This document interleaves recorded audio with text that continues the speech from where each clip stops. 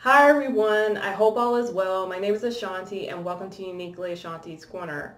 So as you can see, I am finally making an appearance on here after 4 whole months. And if you're a newcomer to my page, welcome and thank you so much for stopping by. I appreciate you clicking on my channel and I hope you decide to stay. So when I was reading comments on my last update video, I noticed that some of you thought that I left because I was drained by social media, which I thought was very interesting. I know that social media can definitely be draining, um, but as you can see from the title, that's not exactly the case, even though I wish it was that easy. I have, and I'm still dealing with this thing called post-graduation depression. However, I want to make it clear that I am not depressed. I'm not depressed. I've just been dealing with a lot of anxiety, from this new stage in my life. And for those of you who don't know what post-graduation depression is, it's not an official diagnosis, but it's a phrase that's used to describe the sense of sadness that college students feel either before and or after graduating. And I want to talk to you guys about what I've been going through. And since I have so much that I have to say, I'm going to actually make this a two-part video. So let's get started. Um, I was in college for about 6 years and I graduated December 14th, 2018 with a bachelor's degree in English with an area emphasis in creative writing. I expected this to be the happiest moment of my life, but instead I've been grappling with sadness, frustration, stress, and so many other emotions. There are so many layers as to why I've been feeling like this. But just for the sake of time, I'm going to try and focus on the aspects that I feel play a major role in this. So I want to start off with not being involved on campus. When I started college, I had a desire to get involved in different organizations, and I was even open to looking into internships.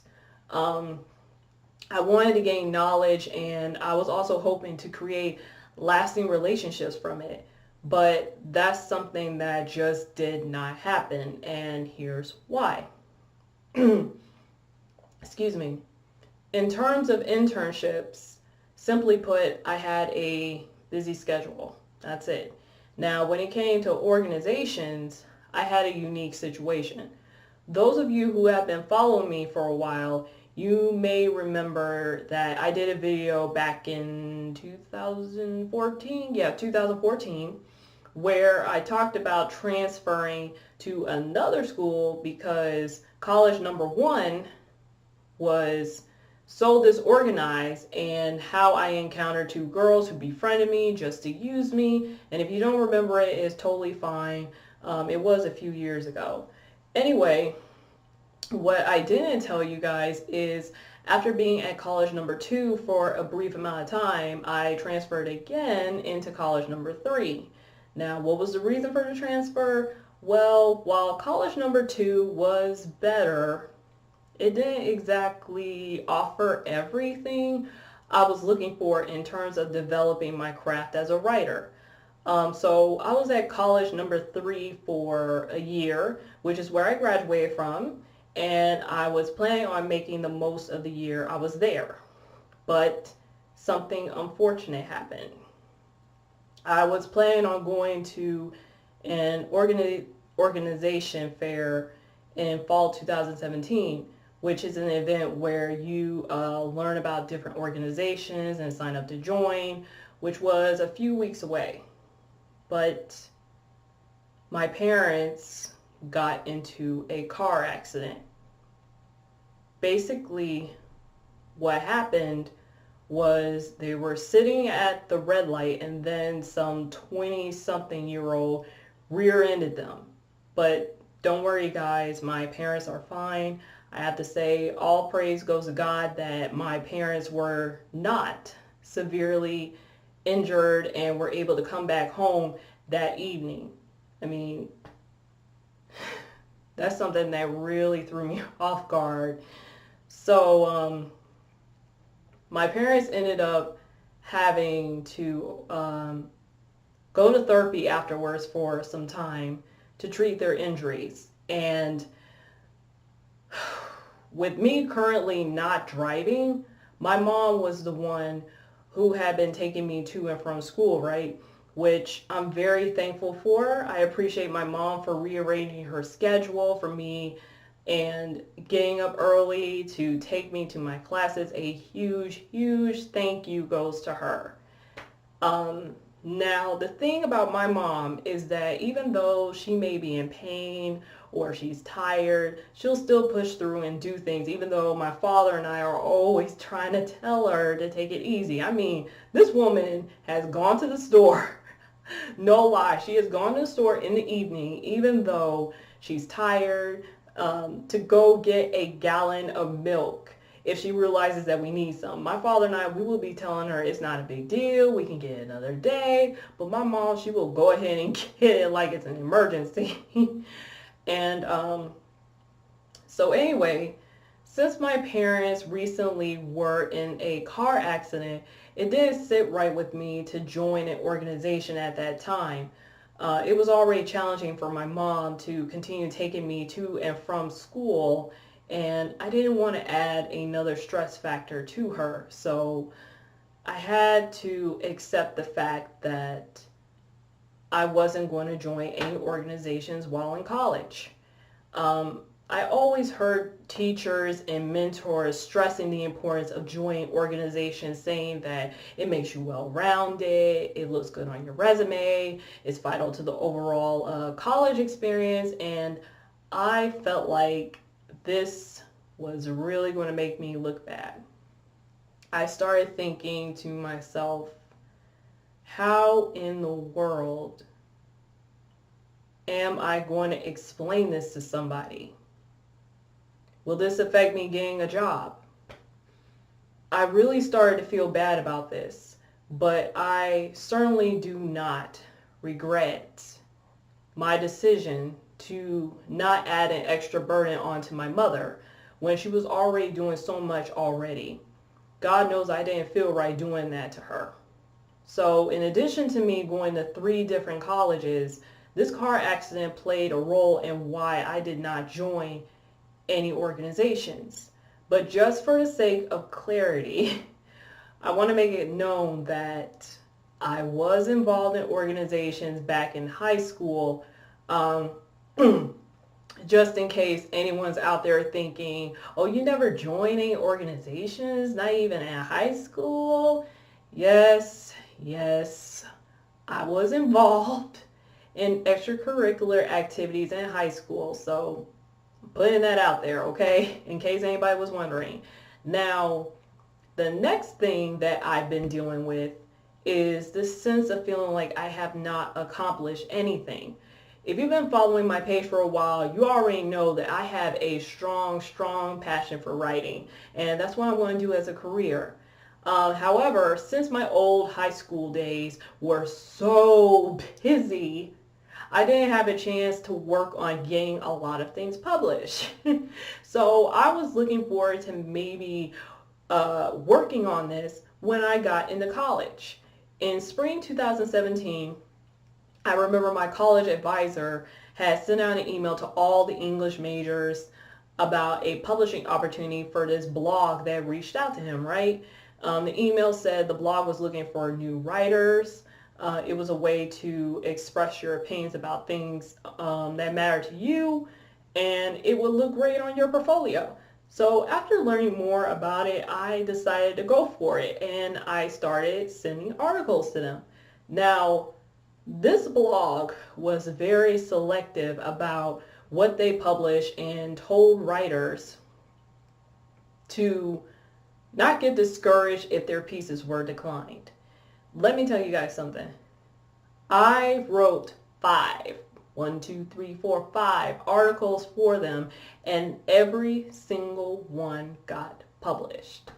I was so proud of myself. I was, because I didn't face any declines, and I was thinking to myself, hey, this goes to show I'm a good writer. Yes, I got this. But this feeling was short-lived. Around the summer of 2017, this blog informed contributors that they were in the process of revamping their website, getting us hyped up, I guess, for the new design. And when they finally announced the new design was finished in, when was it? April 2018, I was welcomed by a very, very, very unpleasant surprise. I went onto that website and realized that all the articles I submitted, with the exception of one I had submitted recently at the time, were all gone. All gone, do you hear me? In fact, all the previous articles that other contributors submitted had just disappeared, vanished. When I tell y'all that I was so pissed off, I'm surprised steam was not coming out of my ears. These people didn't even warn us that this revamping would lead to content being removed. And I'm like, are you serious? All the time I spent writing those articles for this blog, along with balancing my schoolwork, and they're just going to remove it without warning anybody? You have got to be kidding me. Okay? I was upset. So I sent them an email asking if they planned on restoring the articles from contributors, to which they said no, along with some other stuff that's not even worth repeating. And in case you're wondering, I stopped writing for that blog. Oh yes, I did. After that incident, because I did not appreciate their dishonesty, and I did not appreciate their response to my concerns. In fact, here's something interesting.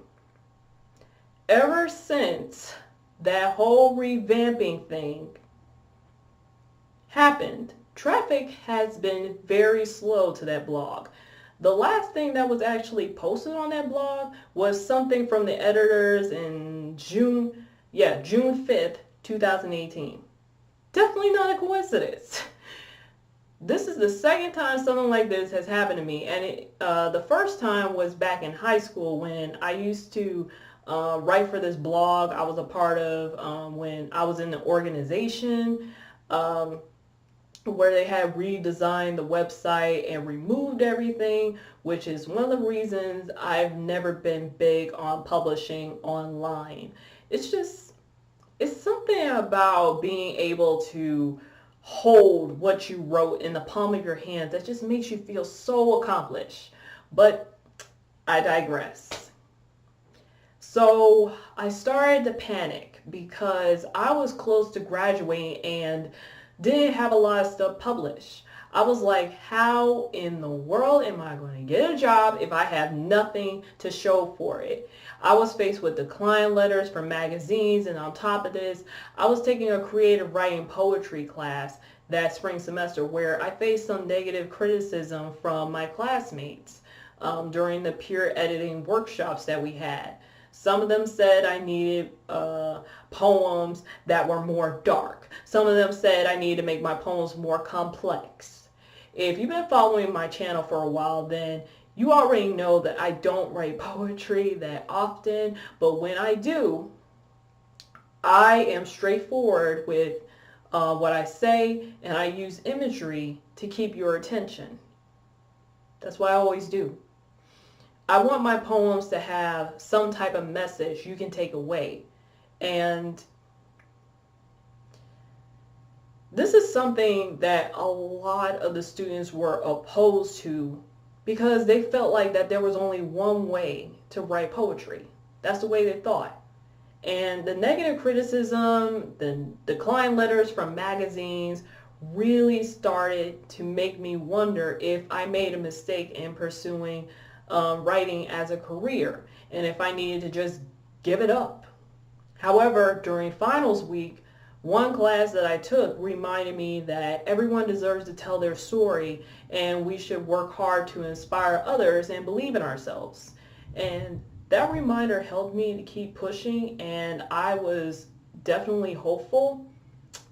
Well, that is until fall 2018. The final semester where reality finally started to set in. The fear of the future that lied ahead was really starting to consume me. And I remember when I first started feeling these emotions in the middle of August, I opened up to my father about it, and I remember I just started boo-hoo crying because I was just so frustrated, you know. While my father offered words of comfort, it only helped briefly. It really did. I continued to send work to magazines, only to be slapped left and right with more and more declines. I struggled with staying motivated to do my schoolwork, but I still pushed myself to complete it so I wouldn't fall behind, especially since I was only taking one class that semester. It didn't make any sense for me to fail that class if I was only taking one, okay? I struggle with being consistent with reading my Bible and other daily tasks. Since I was determined to not fall behind in my class, I put all of my energy into it, and this served as a distraction from these emotions and helped me to escape it for a while. And while my hard work paid off, I realized those emotions were just waiting for me when the semester was finally over. So this concludes part one of this video, okay? Thank you guys so much for tuning in. I'll be putting a part two very soon, so be on the lookout for that, and I'm going to be wearing the same sweater. So if you see me in the same outfit, then that's why, okay? Because I'm going to be splitting it up. If you decide to leave a comment, please refrain from profane language, even if it's an abbreviation, and please be respectful. And if you decide to wait until you watch part two, leave a comment. That way you're able to digest everything and be able to share your thoughts. That's totally fine as well. Whatever works for you. God bless you all, and I will see you in part two. Now I just need to figure out how I am going to end this. Here we go. Bye.